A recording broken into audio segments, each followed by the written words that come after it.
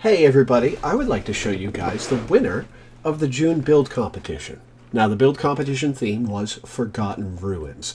And boy howdy did Jack deliver. We had a few other really cool entries that you'll see in the videos after this one, but Jack's went above and beyond because he built a pathway. He turned the old pathway to his home into a museum tour, complete with lore, which I will read as we go through this.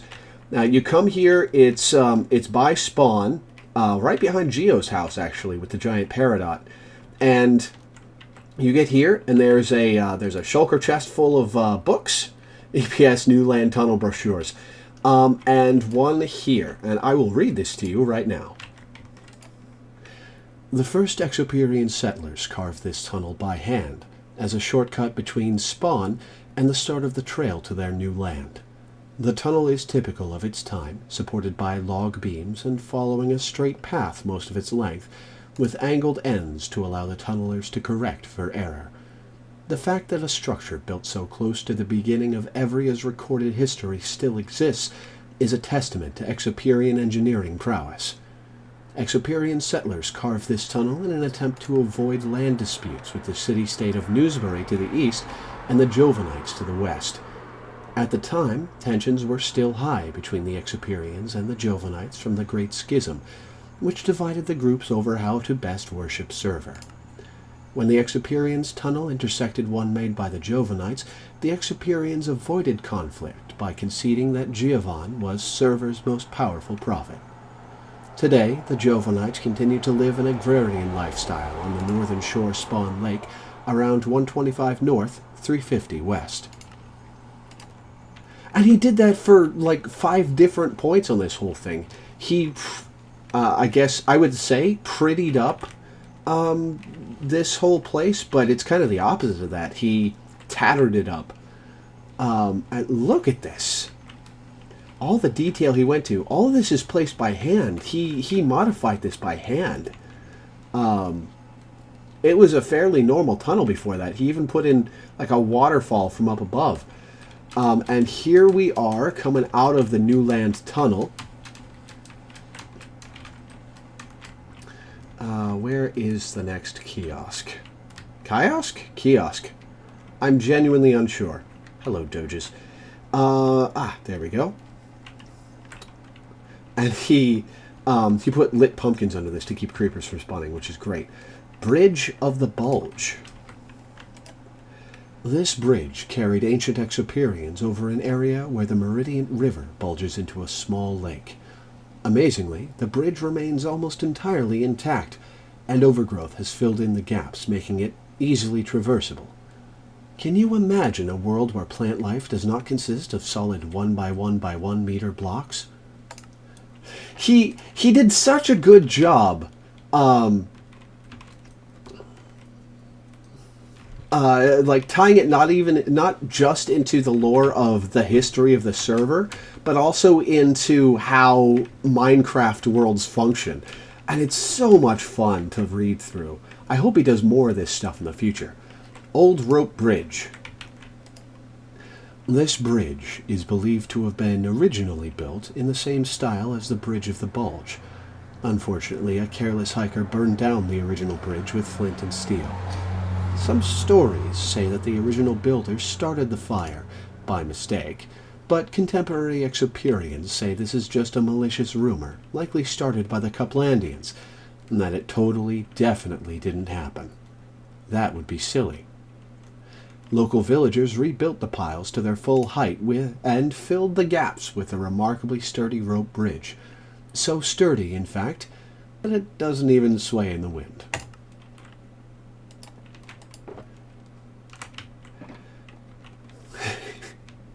He went up, oh, and you can see the frame of Exoperia up there.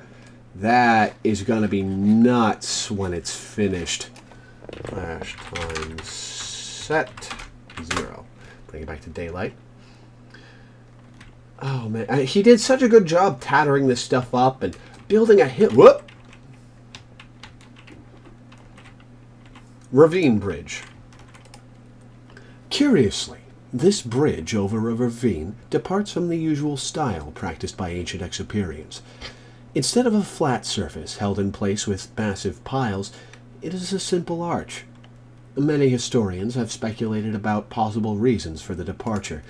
One theory is limited resources. This theory has widely been dismissed in light of other ancient Exuperian builds. Other theories include time factors or saving resources, simply because a large bridge was deemed unnecessary for the narrow expanse. In the end, the best explanation may be a simple one, given by an expert who threw his hands in the air in disgust and said, maybe they just felt like it. I love Jack's sense of humor. A little tiny bridge. And next, we're going to follow this path. I believe there is one more entry. And then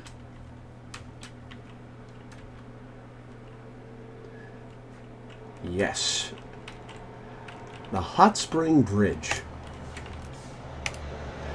This bridge is especially interesting because of its location. Please excuse the loud truck outside. I live in the middle of the town. This bridge is especially interesting because of its location. It crosses a small body of water that sits between two exposed lava pools. However, the water is not hot, deals no damage, and does not seem to have contributed more than usual to the deterioration of the bridge. Noted Evrian scientist William French explains, Minecraft logic. Unfortunately, time has torn most of the bridge to pieces. However, as the water is completely safe, travelers can easily swim or hop across the lily pads to the mountain on the other side. And that brings us to this marvel of environmental storytelling. Look at that! Look at that! It's such a simple thing done so effectively. I love it. And that brings us to Exuperia. Jack's undertaking, I think is the word I'm going to use here. And his home. Now, I have already given... while I'm here, I want to show off his nether portal, which is probably destroying the frame rate of this video, but god damn, dude. Nice. He has enshrined the dragon egg I gave him because he's a lunatic. I don't know how he had this set up, but also I don't know how he's going to get that down if he wants to use it. But Jack DHP, congratulations, you are the winner of the June build competition. Enjoy your dragon's egg.